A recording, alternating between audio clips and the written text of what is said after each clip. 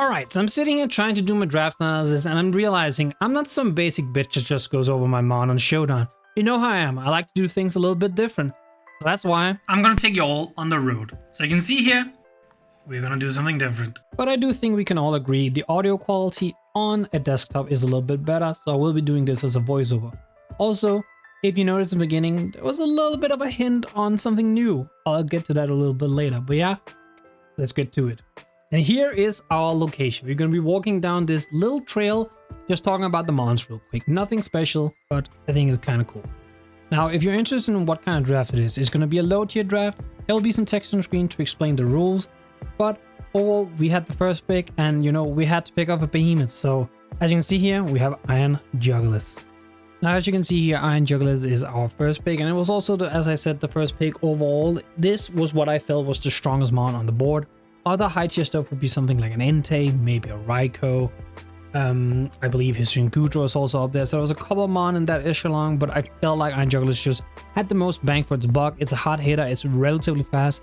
It's good support moves in stuff like Taunt. I think it might also get Tailwind. And I think Boost Energy is just such a good versatile item. With Iron Jugulis specifically, you can be both special attack boosting and speed boosting. I also think you can, if you really want to run like a defense boosting. I don't know if you're going to do that with Iron Jugulis, but I think the option is there, so I think it makes it kind of interesting. But yeah, just going to quickly like mention a little bit about the mons when we go. So every now and then we'll pop into something similar to this screen. Hope you enjoyed. Now let's continue with our walk. Now to pair with our Iron Jugulis, we wanted a really good physical breaker, so we have a little bit of good special breaking and a good physical breaking.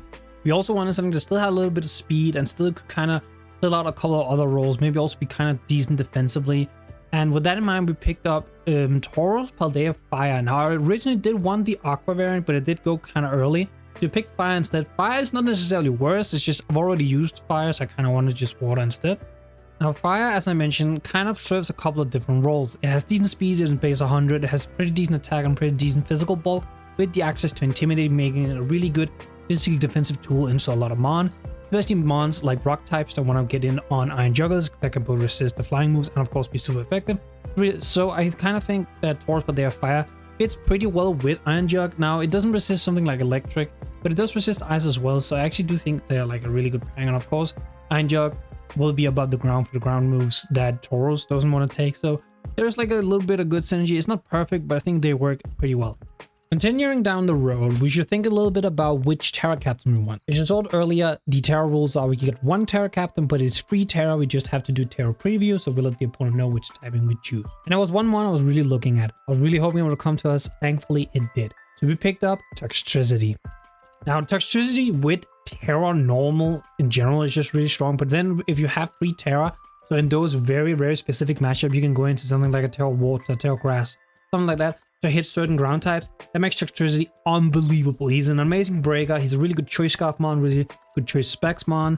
You can even run the shift gear set, and I think generally Toxtricity kind of adds a little bit of like unpredictability to our opponent, because we could even run physical Toxtricity in some weird matchup if we want to try and throw our opponents for a loop. So I'm very, very happy we picked it up, and I think he's going to be super fun to use. So back to the main road we go, and at this point we already have really strong offensive powers.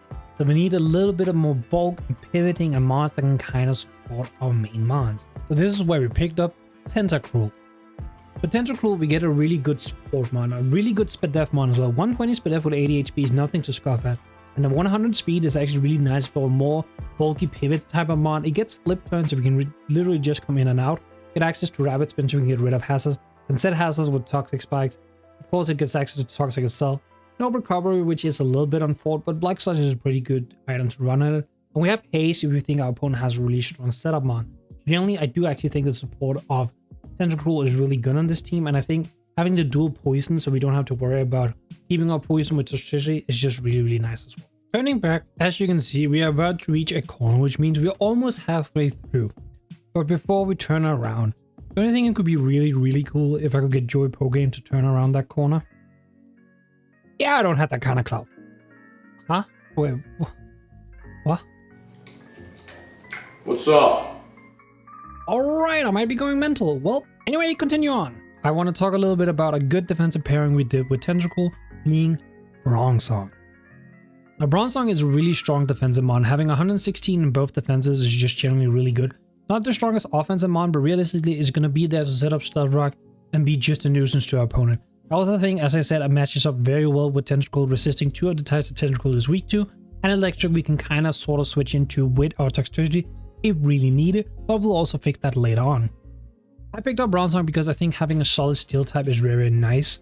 Having Levitate is of course amazing, and I also think in general with the less dark types there are in the format, having the additional psychic typing is not bad on Bronzong, because that's typically one of the reasons I don't like drafting Bronzong too much, just because there's a lot of strong dark types in Gen 9 which are no longer there. But yeah, we continue on. So next up, wait, what? Oh, okay, this is just Ribombee. So this is our next mon, Ribombee. As you can see, I chose this for a fairy type, and I actually think Ribombee is really good on this team, just because Sticky Whips are really strong, especially with Toxtricity. I think it's something that forces our opponent to prep. I think Ribombee also gives us a nice speed tier that we didn't have before, because before we only had Iron Jugulis that was relatively fast, and Ribombee now with 124 is our fastest mon. Problem with Ribombee is it can't really touch steel types, but I feel like with our Tauros and actually even Toxtricity, we can kind of deal with steel types a lot. And I feel confident in Ribombee definitely coming into a couple of matches and actually playing a role. It also has a pretty decent amount of support moves that it can utilize. I think there's some interesting matchup for it, and I'm really excited to actually use it. Continuing on our journey, as I said, we wanted to patch up our slight electric weakness a little bit, and what better way than to pick up a ground type. And when I think I'm just the most standard ground type out there, I think of Mudsteel. So I picked up Mudsteel. I love Mudsteel. I think it's a really good mon. We used it in BBRD League in regular draft, and I think in low tier it's just going to be even better. Really great ability and stamina. A lot of HP, really strong attack stat, good defense, okay special defense. Of course, no speed and no special attack, but we don't need those. I think Mudsteel as a secondary rocker and also just an overall good physically defensive mon into a lot of things is very nice. And as I mentioned, we can have like kind of a trick room option on Bronzong, and the Mudsteel on the trick room can be pretty strong. 125 attack is nothing to look down upon. So I do think Mudsteel is really good here. And honestly, I just wanted something that I know I can rely on, and that is Mudsteel.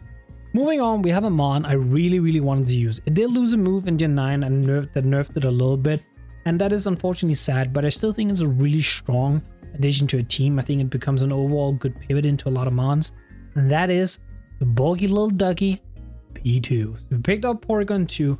I think Porygon 2 is still really good. The only thing it really lost was teleport and access to Toxic, but realistically, I didn't really run Toxic that much. Like, I don't dislike Toxic, but I don't like having it too much because I think it becomes an over-reliant move at times. So I kind of just like having other ways to deal with your opponent. But yeah, Pichu, just all-around bulky, can be physical, can be special, slightly better on the special side. Can also be really strong offensively, especially in the low-tier format, having access to analytic or download. And in some matchups, just mean offensive P2 is actually just going to wreak havoc. And I'm so excited to use it. He is my little dog boy, and I absolutely love him. We're coming towards the end, and look who I found here. The tried and true Brambleghast. So yeah, I picked up Brambleghast again. Normally, I'm not a big fan of picking up the same mon 2 times in a row, but he just provided a very good role. It was a secondary spinner, it was a spin blogger, it was a spiker, it was a grass type, which I kind of liked. It was priority. Like, there's just, Brambleghast can fit so many niche. I understand he's not the strongest mon around, but honestly, with 115 attack, 90 speed, especially in low tier, that is kind of good enough to be an offensive threat as well. So I definitely think we can get some value out of him. And then, you know, I just love my little Bramble boy.